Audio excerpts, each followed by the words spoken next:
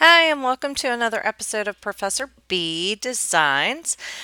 Today, we're going to walk through changing the image mode and size for importing a document into InDesign. If you are one of my students, this is part of your project 4, and so we're just going to walk through this one more time to show you how to complete this task, and then we're going to save it from a JPEG to a PSD. Now, the reason that we change these from a JPEG to a PSD is so that anytime we make a change to the PSD, it automatically links in the document and saves all the changes to your InDesign document.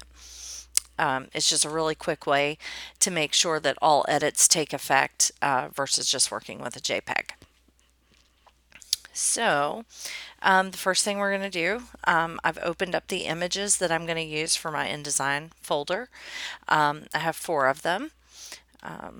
So the first thing I'm going to do is do image mode, and I'm going to change it to CMYK color. I'm just going to click for this not to show again for me. Then I'm going to do image size. We need a 250 ppi here. So I'm going to increase the resolution before I decrease the size of the image.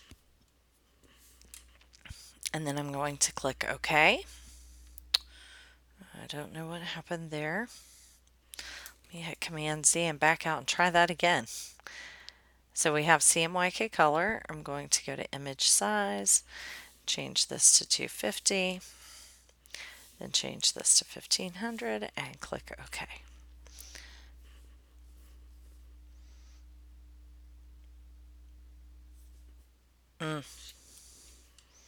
I know what's wrong. I didn't unlock it. So make sure to unlock it. So we're going to try this again. Image size 250. We're going to do 1500. Okay. That's really strange. I'm going to hit File, Save As, and just save it as the exact same file name and click Save. Let's see what that gives me when I go to my desktop. Yep, so I get the exact same image. That must be just a visual fluke inside of Photoshop. So I have the exact same image, but it's a PSD versus a JPEG. And I want to go through that entire process with every single image until they are all converted to CMYK and they have a 250 ppi.